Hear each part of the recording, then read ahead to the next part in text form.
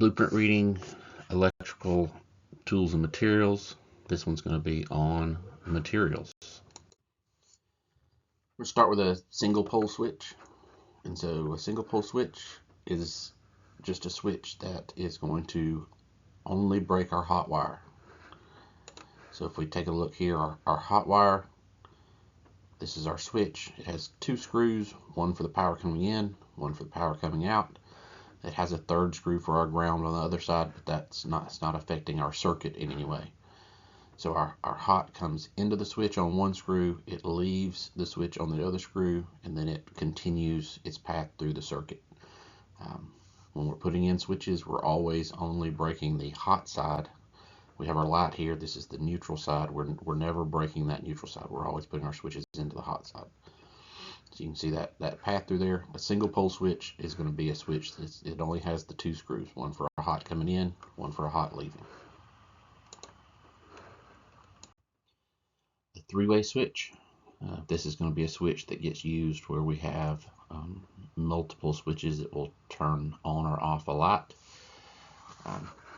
If we ever have more than two switches, we'll have to add in some four-way switches, but the ones at the end where the one where the power comes in, our line comes in to one three-way switch, and then our power leaves the last three-way switch to go to our light fixture, or whatever we're turning on and off, and then our neutral returns to its source, never breaking the neutral, always only breaking the hot side.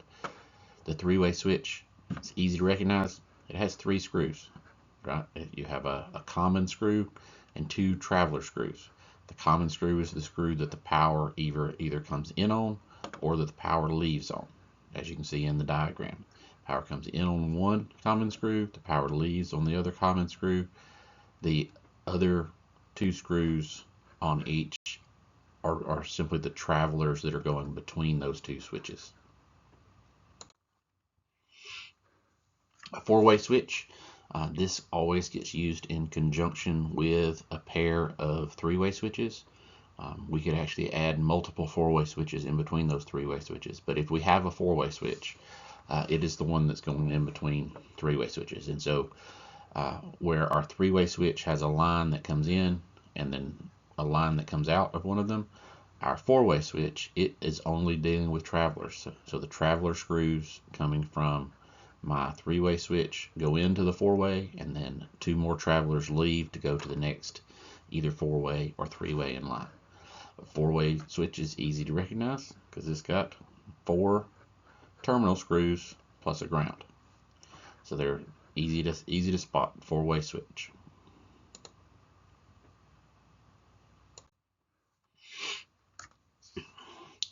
Uh, 15 amp receptacle. We got a couple of receptacles in here that we're going to look at. This is the first of them. This is a duplex 15 amp receptacle. Duplex meaning two, because there are two plug slots on a single yoke. Right? This is known as a yoke. This whole unit, the metal part here, is the yoke. The two receptacles on this duplex receptacle go on that yoke. So you can recognize it as a 15 amp receptacle because you have the short slot for our hot and a longer slot for our neutral. A 20 amp receptacle looks very similar to the 15 amp receptacle, with the difference being that on the long slot, on that neutral slot, there is a T. And this is because a 20 amp receptacle will hold both appliances that are good for 15 amps, and it will also hold appliances good for 20 amps. If the appliance is designed for 20 amps, then the hot screw, the hot blade will be up and down like this, but our neutral blade will be turned sideways so that 20 amp plug can only be plugged into this 20 amp receptacle. It won't fit in that 15 amp receptacle that we looked at a moment ago. Both of these have a set of gold screws on the hot side, and normally a pair of silver or nickel plated screws on the side for the neutral, so that you know which side is hot, which side is the neutral. They may also be labeled so that you can quickly determine which one is which. Plug switch combo, that's just what it sounds like. We have a switch and we have a plug. And so there's going to be a brass screw and a dart screw.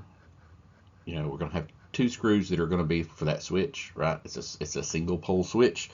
So the top half of this is going to be just like our single pole switch. Power comes in, power leaves. Our receptacle here, it is going to have a screw that is attached to, with a little tab that's attached to our switch up there. And then it's going to have a second screw that is for our neutral. If we want to make this a always on, you know, or if we want to make this a switch or a receptacle that is controlled by the switch, then we can break this tab off and wire it that way.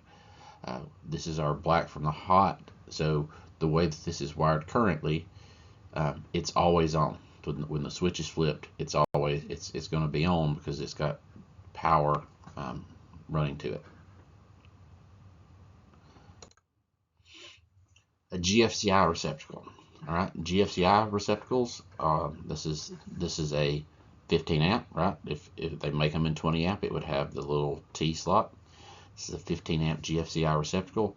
They're easy to recognize because they are large and they will have a test and reset button on them, and they should say GFCI on them somewhere. Usually right in here where this red button is at, it'll say GFCI test and then reset. And so a GFCI outlet is a special outlet that has a circuit inside of it that provides extra protection against ground faults. It works just like a regular receptacle in that we bring power in and our neutral in. However, with a GFCI receptacle, it is protected from GFCIs and any loads that we put. So if I hook all the other receptacles in line, if I hook them up to the load screws on this GFCI receptacle, they will also be protected by that GFCI receptacle. Single gang, non-metallic nail-on box. All of these are going to, these next few that we go through are going to be pretty self-explanatory, right? It's single gang, which means it only holds one device. I mentioned the receptacle being on a yoke, right? Well, the screws on that yoke, we're going to screw into these two holes on this box. This box will only hold one yoke, so it's a single gang. It is plastic, so it is non-metallic. It's got nails, so it's a nail-on. They also make these with tabs where they can be, you know, mounted with a tab, or some of them have screws to mount them. This is a nail-on box. A round non-metallic nail-on box. Self-explanatory there. These are used for light fixtures, smoke detectors. A nail plate. So these are used where we're running wire or cable through a 2x4 or through a structural member. We have requirements for how close to the edge of that structural member we can drill our hole. If that hole is too close to the edge, we're required to put this metal plate on to help prevent drywall screws or anchors being run into our wire. 4-inch square box, just what it sounds like. It's a 4-inch square box. These are used as junction boxes. You can knock out these knockouts to bring in as many or as few cables as you need to.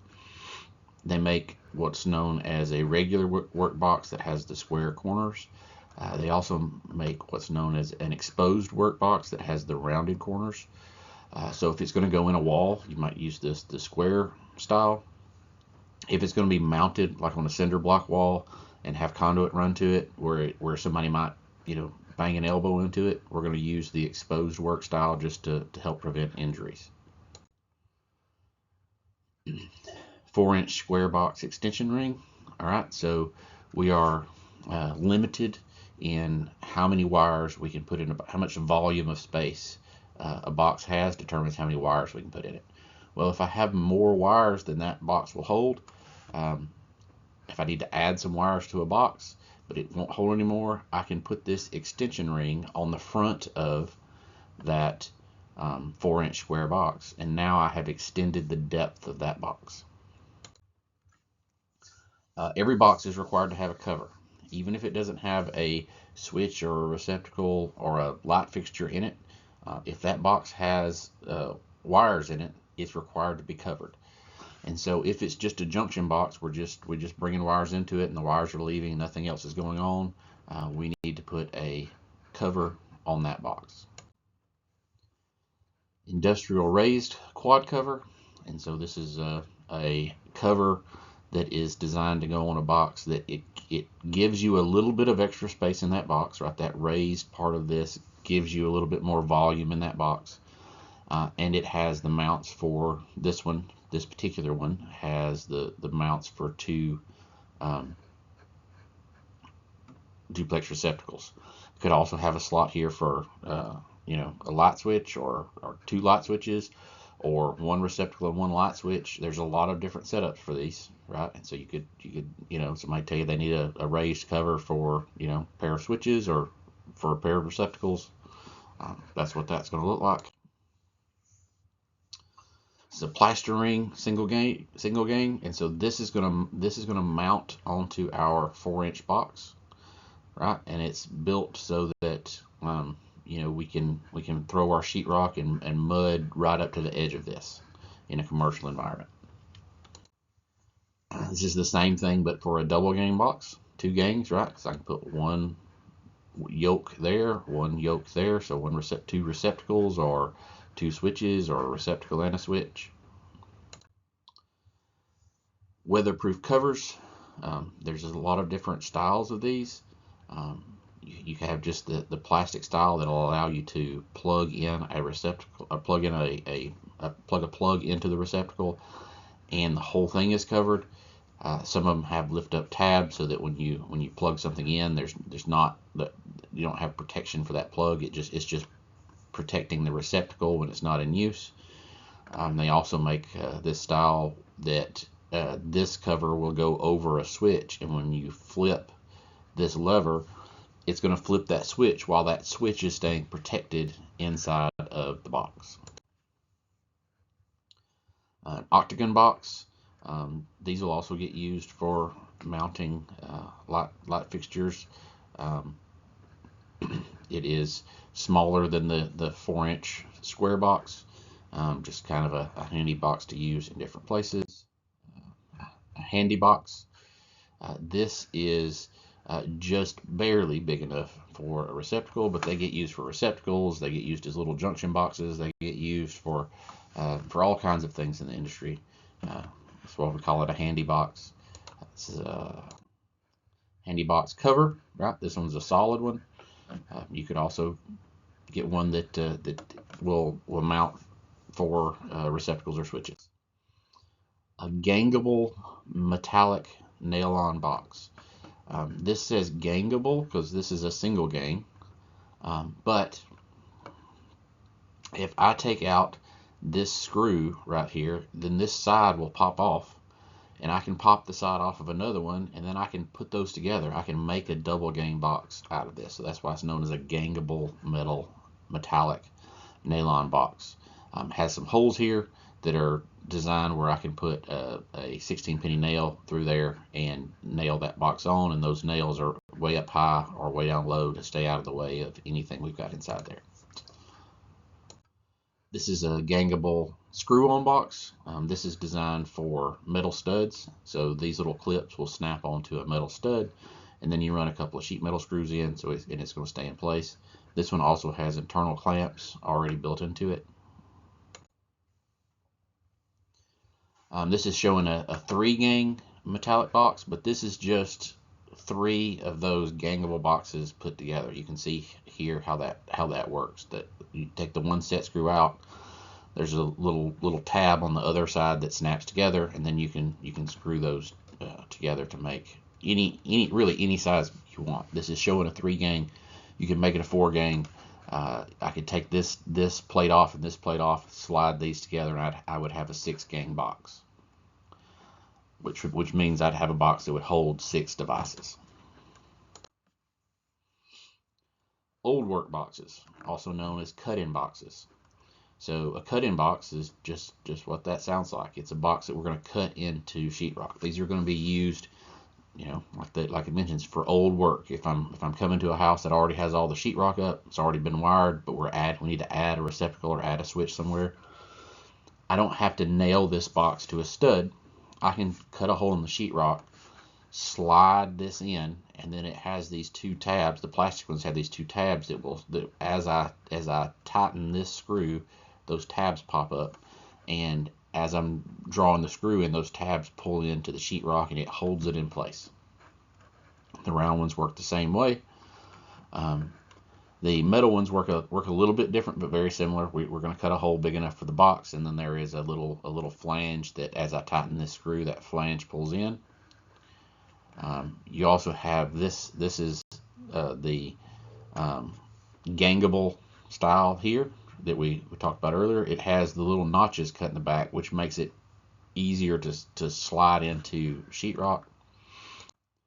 And it can be held in with what are known as F brackets. And so these brackets, they're flat and they slide in on the outside of the box into the sheetrock, and then you can manipulate them so that you pull them forward and the sheetrock holds them, and then you bend this front tab over, and that locks it in. It's a little hard to explain, but when you guys take residential wiring, we'll do a couple of these so that you see exactly how they work. Non-metallic sheath cable. This is also known as Romex. Romex is a name brand, but just like Kleenex, it is a name brand that has gotten so synonymous with the thing that it does that people call basically all of the different kinds of non-metallic sheath cable NMB or NMC. They call pretty much all of it Romex. You can get it commonly in 3 sizes that we use in residential a lot. You get it 14.2, 12.2, 10.2, and then you can also get with 14.3 or 12.3. Has an extra hot wire in it. We'll use this when we're wiring 3-way switches. You have a black, a white, and a red. We use that for 3-way switches. You can get it with a 4th wire in it, 12.4. It's not as common. I don't know that I've ever used it on a job, but they do make it. It is color coded, 14 being the smallest, good for 15 amps. Number 12 being a little bit bigger, good for 20 amps, and number 10, good for 30 amps. Has an orange jacket.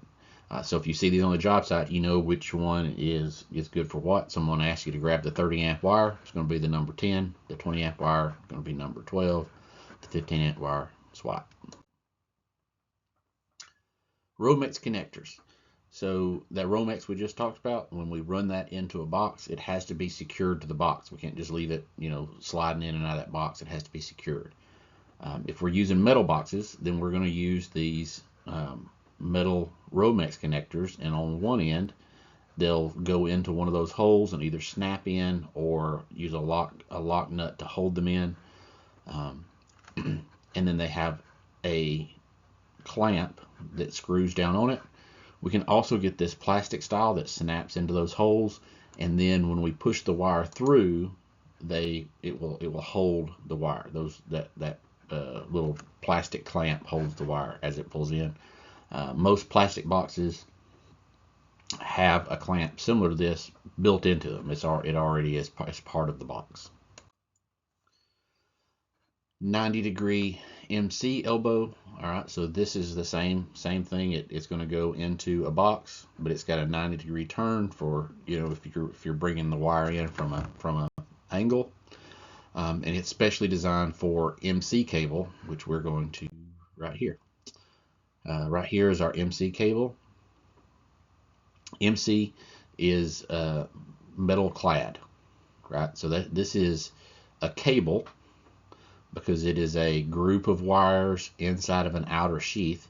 That outer sheath is a metallic or metal clad sheath to help protect it in, this gets used in commercial environments a lot, places where you may have, stuff, you're sliding it through metal studs. It's in drop ceilings, and you got to worry about maybe things getting moved, maybe things get changed around, because it's a commercial space that's leased, and you may have to reconfigure that space a little bit. That's where this gets used a lot. Also gets used up north. There's some places where Romex isn't code. You have to use metallic sheath cable everywhere. Most of them will, when you buy a roll, will come with a box of these little red grommets, red dogs, red devils. You'll hear them called several different things. It's a bushing that when you cut this cable, you can have kind of a sharp edge because it's metal. And so this bushing gets slid in between the wires and the outer jacket of the cable to help protect it in the connector, right? And so this is our connectors. We've already looked at that 90-degree connector. But if you'll notice, these all, well, you can't see all of them, but these have a little smaller opening here than the Romex connectors. With the Romex connector, I could slide the wire and the cable, the outer sheath of cable, into the box a little bit and then clamp it down.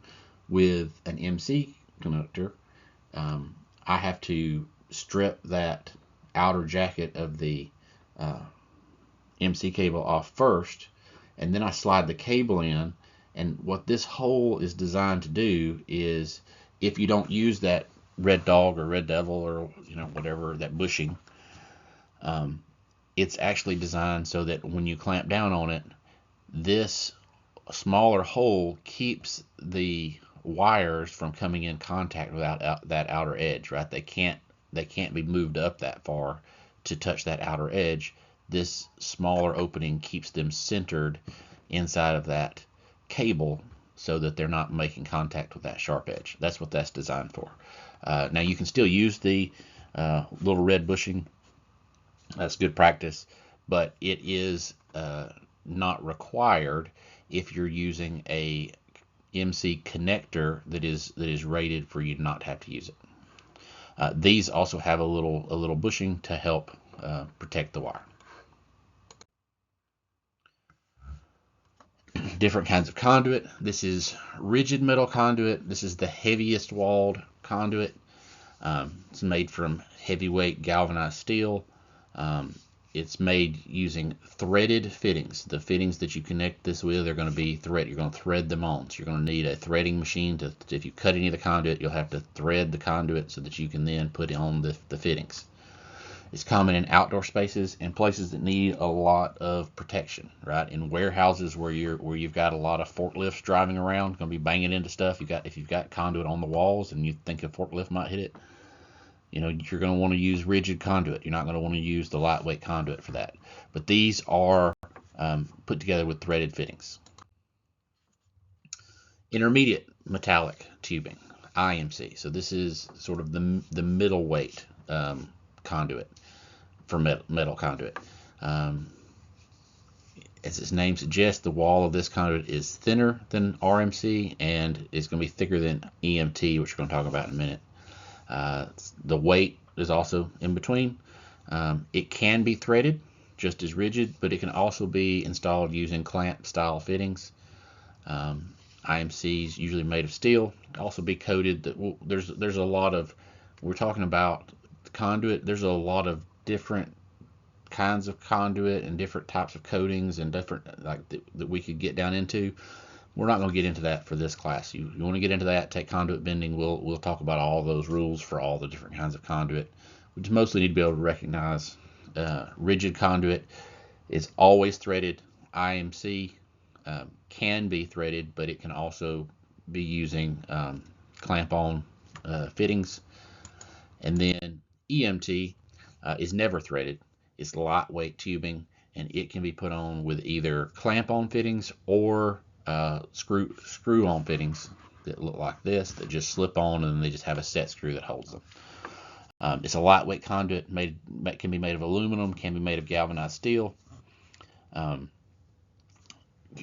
Commonly called either EMT or thin wall. It's much lighter than RMC, also lighter than IMC. It can be easily bent by hand. Not just, I'm not talking just like taking your hands and bending it, but there's a hand bender that we can use to bend EMT easily without needing machinery.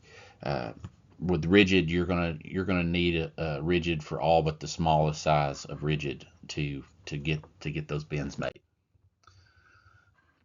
EMT says a handy box kick, right? So when we're running EMT, or really any kind of pipe, electrical pipe, we're going to want to make sure that it's coming into our boxes square. And the holes on our boxes, they're not designed for the conduit to run flat against the wall, but we want the conduit to be flat against the wall when we clamp it, so that we can make sure that it's not, we don't have any weird kinks or bumps.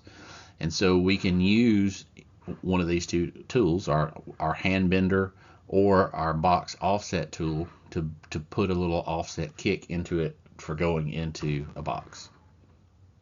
But this is the bender, right? The hand bender. This is what we're going to use to make most of our bends in EMT. We can make 90-degree bends, 45-degree bends, saddle bends. We do all those things with this hand bender. Liquid tight flexible metal conduit, or liquid tight FMC, LFMC. This is what it sounds like, right? So it's metallic clad conduit that's flexible, that has a liquid tight coating on the outside of it. All of these things make it good for this. You may use this for hooking up air conditioners or equipment that's going to be outside, that's going to be exposed to the weather. All of this is going to be good for those things. Seal tight. So the last one was liquid tight metallic conduit. This is seal tight, and seal tight is a liquid tight conduit, but it doesn't have any metal in it, right? The liquid tight FMC has a metal core. The seal tight is just plastic, and so this can be used for lighter weight applications. It still gives you that weather protection. It is used in conjunction with seal tight connectors that are going to provide a seal to keep the weather out. Electrical non-metallic tubing, ENT. This is also known as Smurf tube. It is a super lightweight conduit tubing system. Gets used in places like, drop ceilings. It's going to be places where we need some protection for the wire, but we're, it's not going to get handled a lot. It's not going to get bumped into a lot. It's not going to be in a place where it's going to get prone to any damage, because this is stuff that's very lightweight. If this stuff is running across the floor and you've got wires in it and somebody steps on it, it's going to crush it. It's not a heavyweight item. Connectors. All right, so connectors connect a piece of conduit to a junction box, right? So a connector has these have lock rings that you would slide into the conduit, bring the lock ring in from the other side, and lock that connector to the box, and then the other side of it our pipe fits into. And these have set screws. They also make these that are, the screw-on type for rigid. They also make these so that they are, a seal a clamp type that provides a seal for IMC or for EMT. But the important part, right, is that if it connects a pipe or a conduit to a box, that is a connector.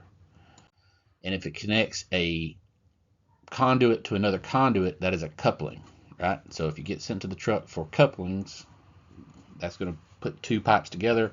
They send you to the truck for connectors. That is going to connect a pipe to a box. These are the set screw style. They could also come in the clamp style. They could also be the threaded style that are going to thread together RMC. All right, so now we come to conduit bodies. So this is a conduit. This is known as a conduit body. This is an LB conduit body, right? So it's an L, right? So we have, it's an L shape. Think of it as an L shape. If you turned it the right way, it's an L shape, and it's coming out the back, right? The side that we can open, right, is the front. And so when we look at this, we have an L shape that's going out the back. That's an LB, right? That's how you recognize that one.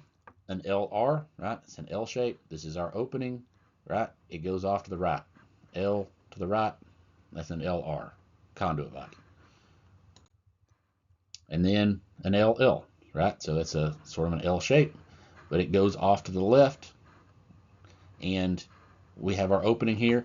Now, if I spun this picture around, right, it would look something like that, going off to the right.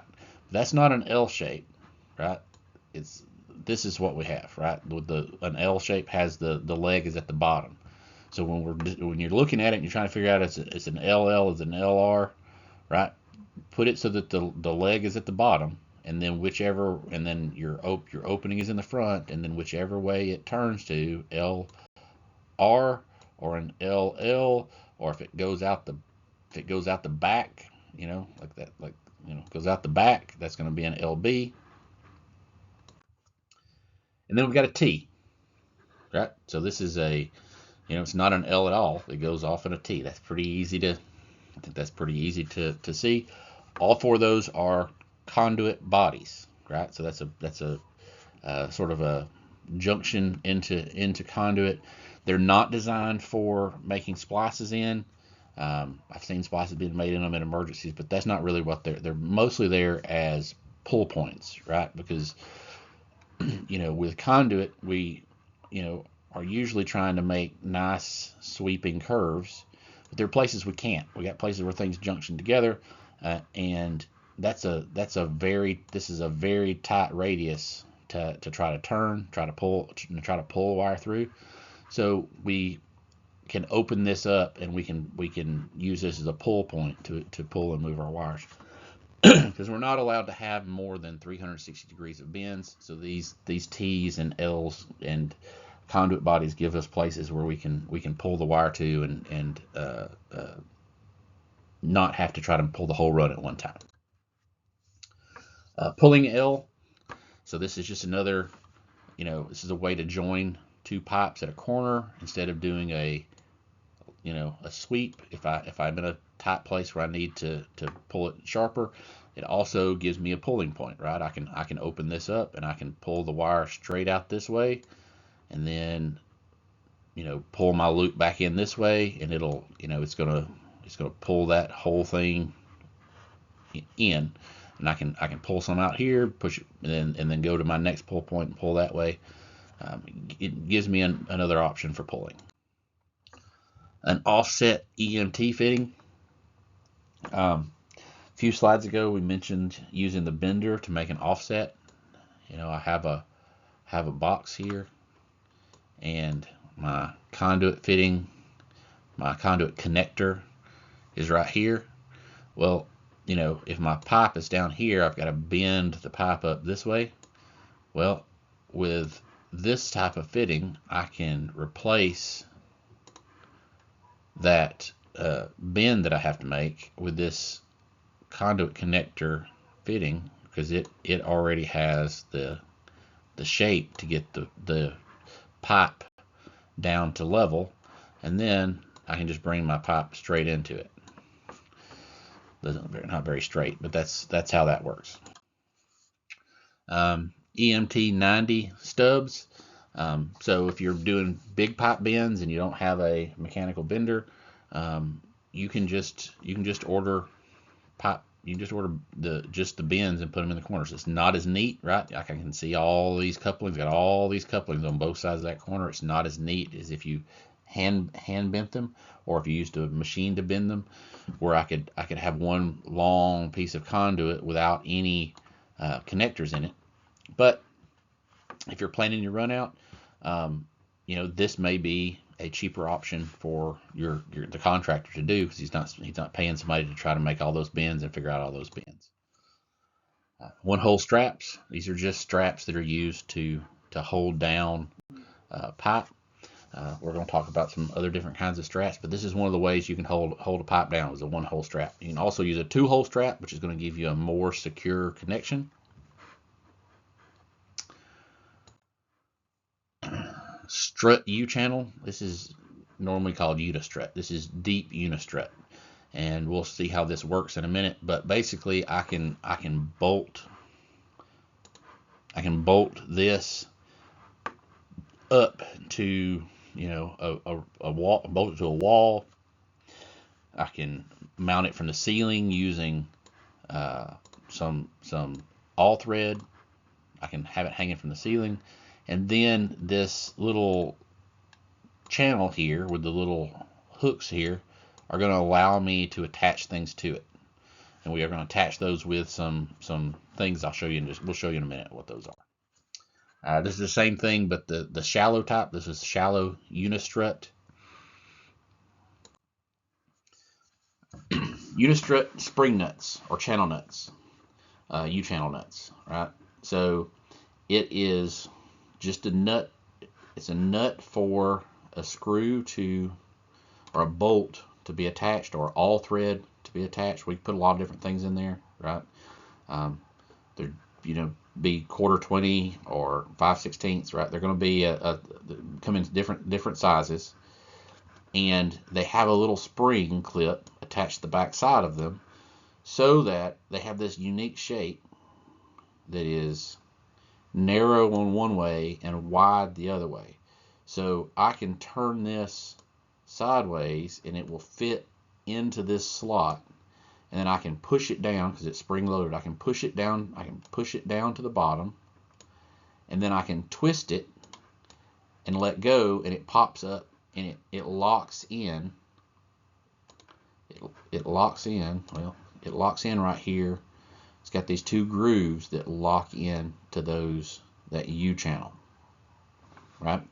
So now that nut is locked in place, and so now I can come from the front side of it, and I can, run a bolt in this way, and I can bolt something to that unistrut, right? This is one of the ways we hold stuff up in the electrical trades, right? This is what we're using to hold up panels, right? And I use the unistrut because then I mount the unistrut and I can get to it, and I can it's easy for me to manipulate it, put it where I want it.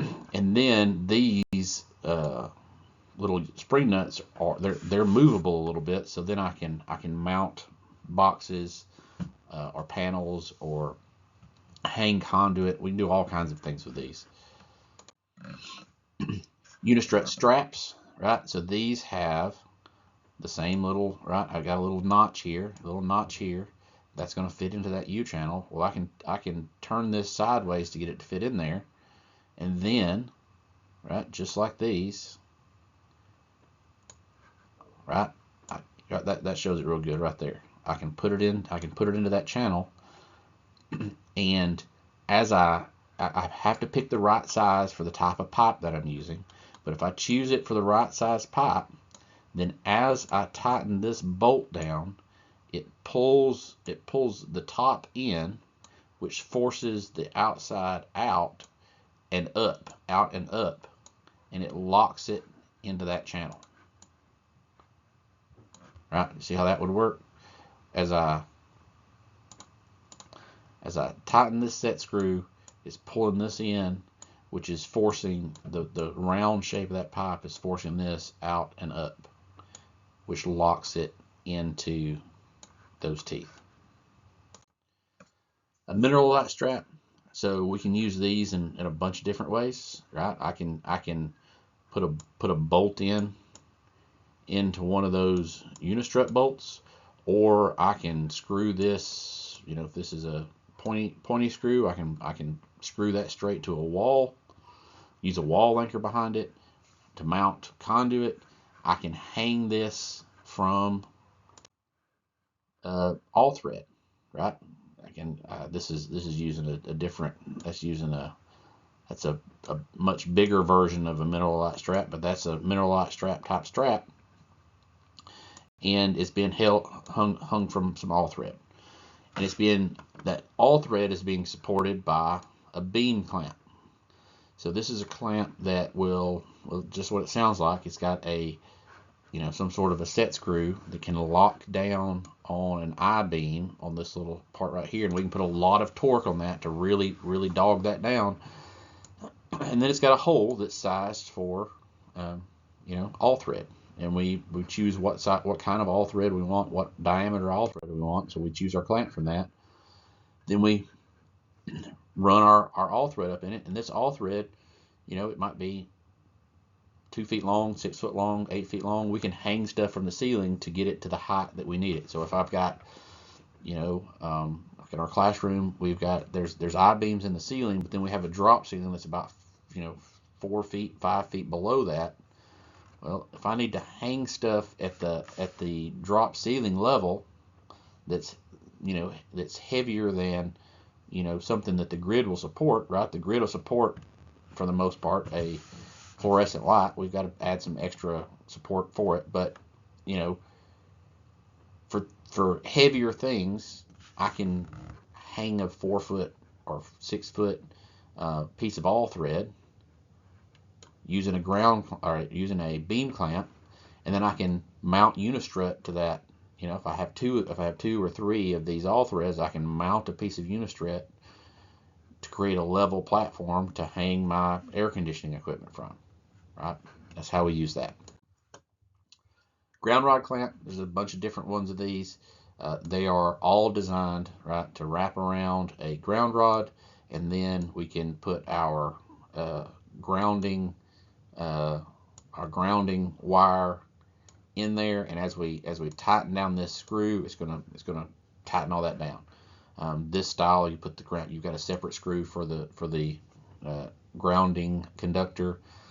Some of these are designed to ground not just to a grounding rod, but this could be used for a copper pipe if you're grounding to the water system, which is required in some jurisdictions, right? And you've got a bunch of different styles, but they're all grounding clamps. You notice all of them are sort of a bronze material to help prevent against corrosion. Screw-in fuse, Edison-based fuse. This is Edison base. An Edison base is the style of base that a light bulb has. That's an Edison base. They make them in different sizes, but an Edison base is a screw-in base, right? And so, but this is a fuse. This is fuses that were used in fuse boxes, in the 40s, 50s, 60s, 70s. Before the breaker became popular. The fuse panel, right? So each of these are one of those Edison-based fuses that screws in, right? And then if it blows, you have to replace it. The problem that came about with fuses is not that they're unsafe. The fuse panel is as safe or maybe safer than a breaker panel, right? Because a breaker panel will break if it has too much amperage. A fuse panel will break if it has too much amperage, but it will also trip off of heat. So if you have heat building up in a conductor because you use too small of a conductor, it will trip for heat as well as for an overcurrent situation.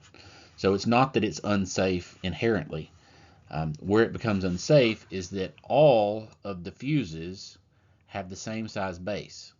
And so if I have a 15 amp fuse and it pops, and I put another 15 amp fuse in it, and I turn the hair dryer on and it pops, and so every time my wife uses the hair dryer, or every time my kid turns on the air fryer, it's popping that fuse. Then as a homeowner who maybe doesn't know enough about electricity, I can buy a 20 amp fuse, and somebody tells me just put a 20 amp fuse in it. And so you screw a 20 amp fuse in, and now it's okay when I'm using the hair dryer. But maybe my kid is cooking them some chicken nuggets in the air fryer, and then my daughter is in the is drying her hair, and the two things together, it trips that 20 amp. And so, well, the 20 amp worked. Maybe I go to a 30 amp, and you screw in a 30 amp, and now we've created a dangerous situation because all of them are interchangeable, and the homeowners weren't there wasn't enough to keep a homeowner from plugging a 30 amp, right? We got a 30 amp screw in fuse into a slot that was only supposed to be handling 15 amps, and so it can create a dangerous situation. Cartridge fuses, so these work the same way a glass fuse does. They snap into a different kind of holder, right? Instead of screwing in, this has a holder that holds it here and holds it here, and then it goes off to the device. You can get these in all kinds of different styles. You can get instantaneous trip. This is a time delay. If we're running motors and things, we kind of like a time delay because there is a initial spike in energy with a motor, and so a time delay will allow that spike to come up and then level out, so that we don't have to use a fuse that's larger than we need for a different scenario. You can get them in all kinds of different sizes. They're rated for the voltage and the amperage. Single pole breakers. Right, so this is a breaker that's going to snap into a single slot in our breaker panel. Arc fault circuit interrupter. So this is a special breaker that is designed to detect arc faults. We'll get into that. We're not this lesson is not really geared to get into all of those things. Those are lessons all in themselves. But it's a special breaker, has a test button and a reset button. It is designed for protecting from arc faults. GFCI, ground fault circuit interrupter breaker. We saw a GFCI outlet. I can actually, instead of putting in the outlet, I can protect the entire circuit by using a ground fault breaker. And so it has the same test, and the reset on this would be the actual breaker handle. You flip the breaker off, flip the breaker back on, it's going to reset it. But this is a GFCI. It will say on the breaker that it's GFCI protection. Double pole breaker. So this is a breaker that takes up 2 slots in the breaker panel. Right. So if I got my breaker panel here, it's going to have one hot wire coming in here, and there'll be little tabs that the breaker's attached to. We have our other half of the single phase coming in, and its tabs look like that.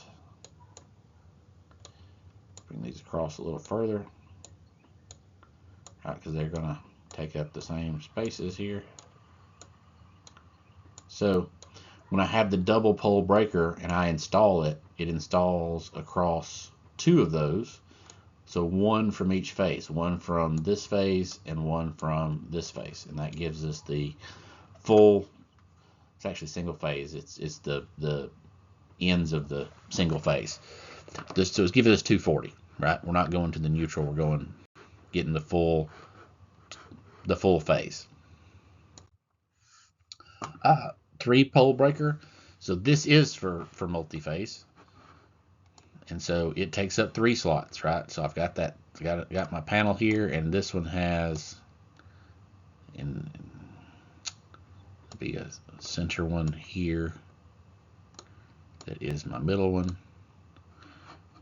Draw this as neatly as I can, but it's going to be a mess because it just will be.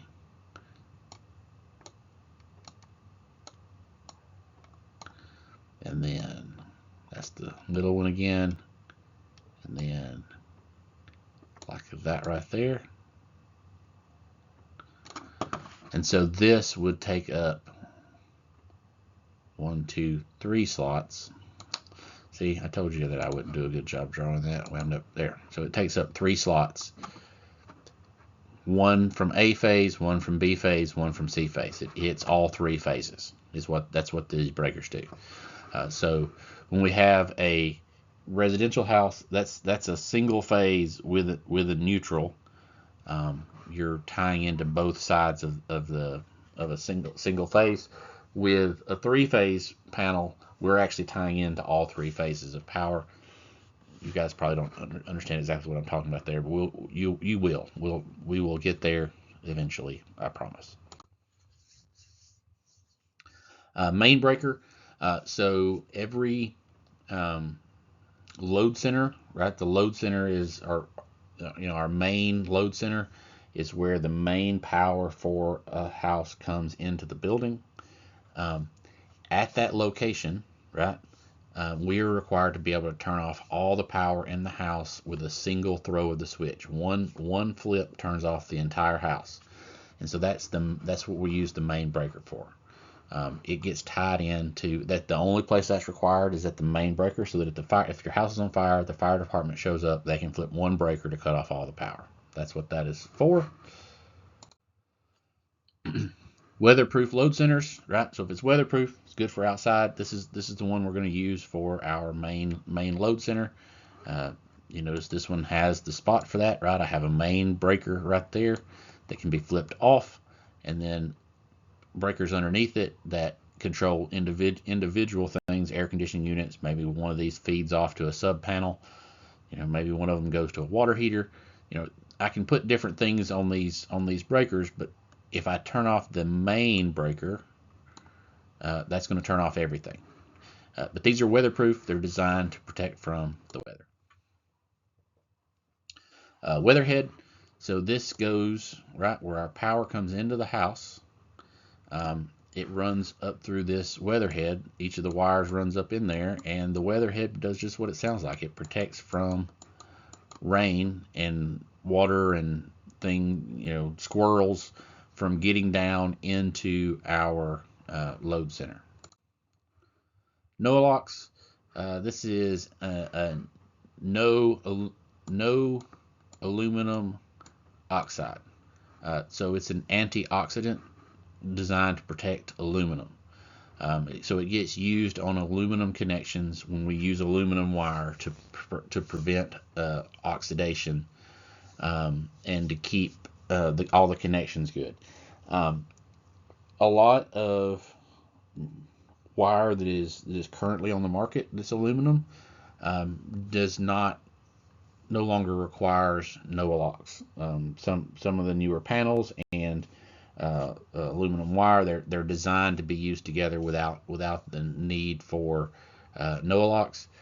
There's also some jurisdictions that, even though it says it's not required, are still going to require you to put it in there because it's not a code requirement. It's a local requirement. Bushings. So the bushings are just these thread onto the end of conduit connectors before you pull the wire, and it has a little soft plastic edge that wraps over the edge of that metal. Some of them are metal, but they have a softer edge, a smooth edge, to protect the wires as you're pulling them through the conduit and pulling them into the junction boxes or into the panels. Knockout seals, also known as knock-ins instead of knockouts, right? Every panel and every junction box has little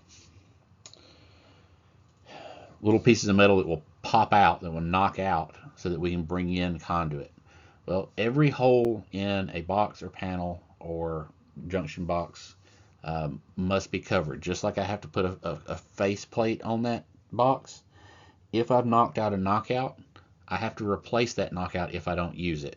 right? So if I knocked out a knockout and it was the wrong size, I'd bring my conduit in. I had to knock out a bigger one. Now I've got a half-inch knockout hole just open. I'm supposed to put a seal, a knockout seal or a knock-in back into that spot. That's what these do. They some of them just have a little wings so that you can bang it in and then you can fold those wings back out. It'll hold it. Some of them have little plastic tabs. This one has a little screw-on bit because it's for a larger size, right? It looks like this on the back side. So you could put that on from both sides and it's going to seal that larger hole. Chase nipple creates a wire chase. So if I got two boxes or two panels like that are side by side, or if I'm going from a box into a wire chase, someplace that's going to be protected, I can't like I got that hole knocked out. Well, it's got sharp edges, and so I can't. That's not okay. So I can install this into that hole and then put the lock nut on it to hold it tight. And now I've got a smoother path for that wire to go through so it doesn't get damaged. Panduit. So this is large panel organization, right? So this is like conduit for inside of a box where I don't actually really need conduit, right? So it has this cover, and I can take the cover off like this, and I can lay all my wires in here, right? Laying all my wires in here, and then if I've got a device here that I need to feed a wire to, I can bring that wire out through one of these little holes to that device, right? And then I can bring my cover back over it, and everything stays neat and tidy and clean. It makes for a much neater appearance for a box, right? And that's what we use. Is known as Panduit. Is that's the name brand. There's probably a industry term that is supposed to be used, but I don't know what it is. Panduit's all I've ever called it. Terminal connector blocks. These are also going to be going in large. Well, it doesn't have to be large, but in panels that have devices where we're making connections, right? My wires are going to come in. I have a wire that comes in, tighten down the screw. I have a wire that leaves. These come in very handy for if I've got a device here that is subject to need to be changed on a regular basis, then instead of having to run a wire all the way back to the panel, I can just and without having to like use a wire nut, which can look messy and it's just bouncing around inside of a panel. I've got somewhere to bring those terminations to and make a good solid termination. There's a lot of different styles. You got the very simple ones here up to these fit on a DIN rail. This little part right here is a DIN rail. I don't know if I've got a slide for a DIN rail, but a DIN rail is a rail that these will snap onto. You can have breakers that will snap onto it. You can have motor control objects that'll snap on it. They're kind of like Unistrut, but instead of having Unistrut where it comes in on itself and you put the device that locks in on the inside, a DIN rail looks more like this, and so the objects that you put on snap around the outside of it. It'll have a little clip up here that attaches to it. That's how that works. But all those things will snap into panels. So these are panel organization things, right? You got the Panduit, you got the DIN rails, you got the terminal blocks. These are ways of making a cabinet look neat.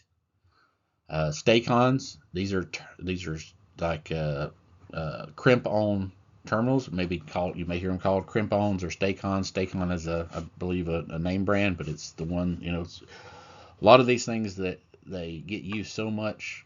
Kind of the industry term becomes the name brand. And so they're used by you slip them over a wire, and then you've got a lot of different devices that you can use to crimp that wire down over, crimp the terminal over the wire. Some of them you can get them where they have, solder connections. You get all kinds of different connections here. Um, then they would get used in conjunction with those terminal strips before, right? Instead of just sticking a bare set of stranded wires underneath the screw, I can crimp on one of these and slide it under the screw, and then I get a good solid connection. Wire nuts, these come in a bunch of different sizes. Every brand has its own color code, right? Generally, right, they're going to have a beginning size and an upper size. You can, you can't just look at it and just assume what size it is. You need to know what brand of wire nut you're using, and choose the correct size wire nut for what you're using. What we're using in class, you're not going to want to try to put two number 14s together underneath a red wire nut, right? A red wire nut is not really designed for that. This says that the minimum it'll hold for this red wire nut is two number 18s.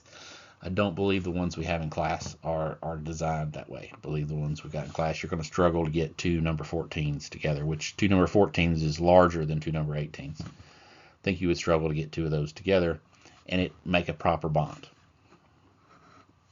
The tan ones can hold up to like 4 number 12s or 5 number 14s. But once you get up to that size, maybe it's time to swap over to that red. There is some overlap. It's not like okay, so this will hold 3 number 12s. If I got 4 number 12s, I got to move up to the next one. Well, that next one, it would probably hold 3 number 12s, or it'll hold 4 number 12s. And the one below, it'll probably hold 3 number 12s, and it'll go up to 4 number 12s, right? There's a little bit of overlap.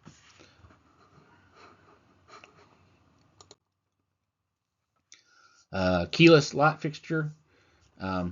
So this is just the El Cheapo light fixture. This is what you might use in an attic or in a crawl space.